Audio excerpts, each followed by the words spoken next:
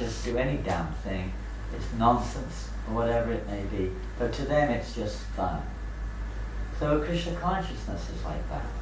Really, almost. And Prabhupada is utilizing almost like our perverted endeavors in this world and connecting them with Krishna, our competitive nature, just like you have the Krishna Balaram book marathon.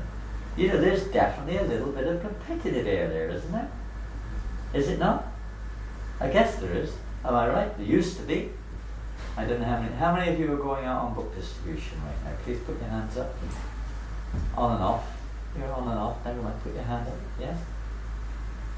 Put my glasses on. Quite a few of you are going out, at least on and off. Is there sometimes a little competitive spirit there, Boone? I saw him when I was going to take my bus the other day. I saw him distributing books to some people on Oxford Street the other day. Wherever it was, last Friday. See him from the bus. Stuck at the traffic lights there, was trying to sell some books to some people there. Yeah, there's a little bit of an element of competitive nature. And there's nothing wrong with that. It just has to be healthy. It has to be anger even. If it's healthy, it can be used in Krishna's service. We don't condemn it. Krishna doesn't condemn it. He tells Arjuna, get angry. Arjuna said, no, I want to be a pacifist. Krishna says, you nonsense, get angry. Kill. You know, he's using his nature, showing how to use the nature properly in Krishna's service. So, similarly with competition, but it should be healthy. You know, sometimes we used to have our book marathons. Devotees used to get so into it. You know, it was wonderful devotee. You may know him, Bhakti-Vedanta Prabhu. I see him from time to time. And, he comes here now, but comes around the actors and things. But he was really competitive, Punyatama, real competitive. Of course, we had incentives. They used to get, the winner would get the entire breakfast manna plate. So it was an intense competition.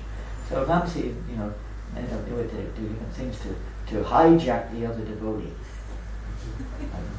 Tie their shoes together and things when they weren't looking, all kinds of different things, you know, hide their coat, you know, do all sorts of things to try to, you know, make it difficult for the other one, you know.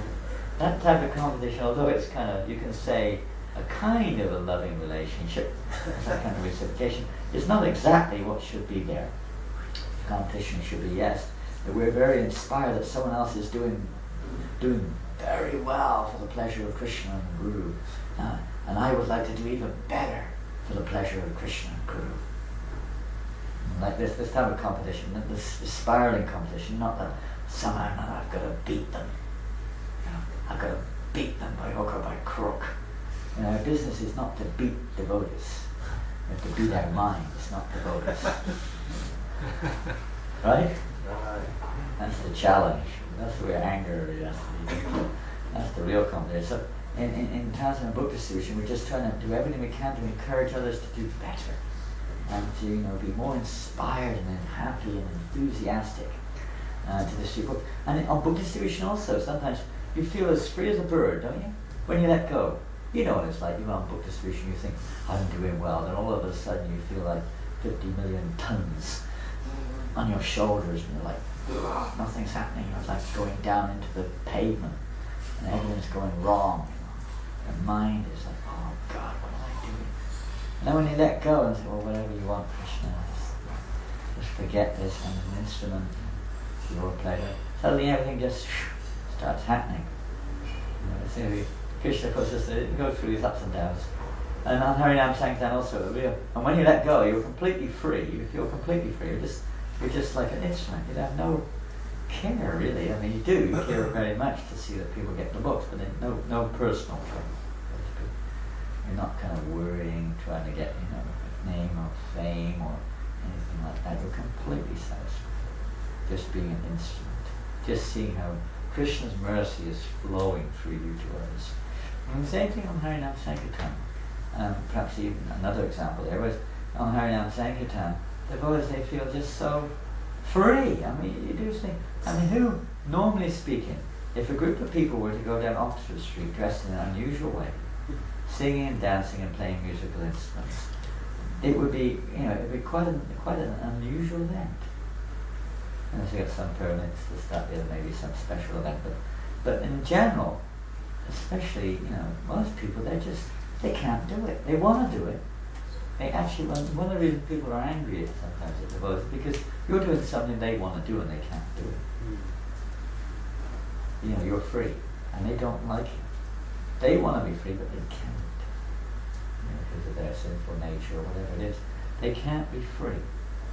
And they're bound up. When you see someone else free, it's like, if you're in prison, just imagine you're in prison, and somebody is released just like that. How do you feel? And you're not. How do you feel? Do you feel happy? Does it make you happy?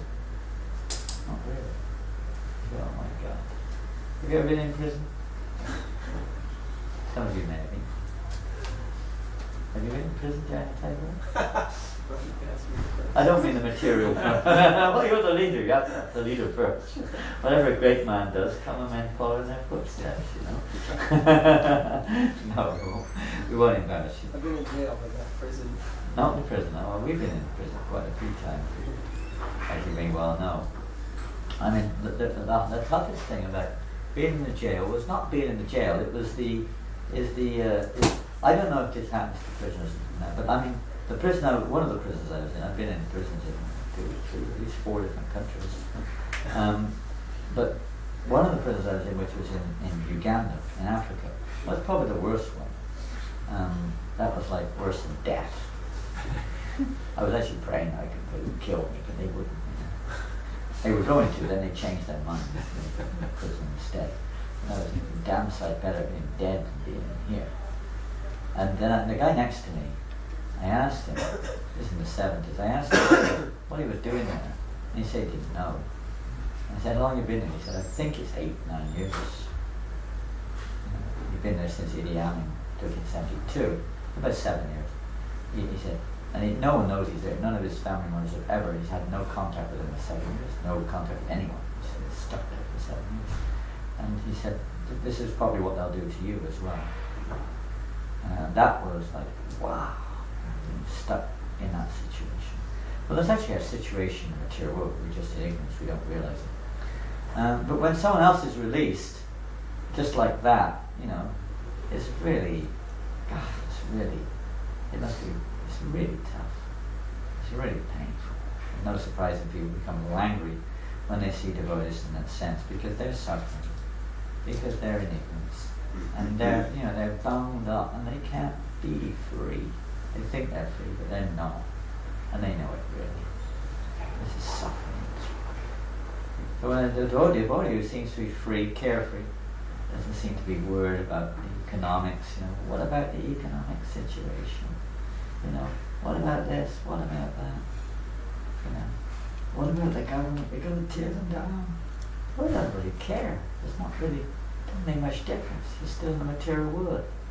Even if you win the rat race, you're still a rat. That's the nature of the material world.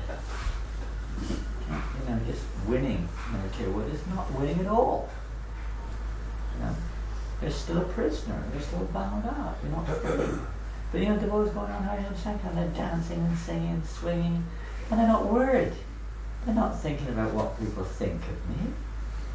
Or what am I going to get out of this? They're completely satisfied, joyful. The process is joyfully performed. The more you can let go and let Krishna take the reins, the more joyful it is. Even Arjuna, in a sense, joyful, fighting on the battle of Kurukshetra for Krishna. Hard to imagine, but that's how it is. When we allow ourselves to be, simply exist for Krishna's pleasure, then joy, real bliss, real pleasure comes. Otherwise it's just a karmic thing. It's a karmic thing, coming and going. The devotees are free of that karma. Everyone else is bound up by karma. The devotees are free. Surrender unto me, I deliver you. Free us. No fear, fearless. Especially, I can recollect, I'm sure you do too, but sometimes I'm fearless. Devotees are going in book distribution, going anywhere, going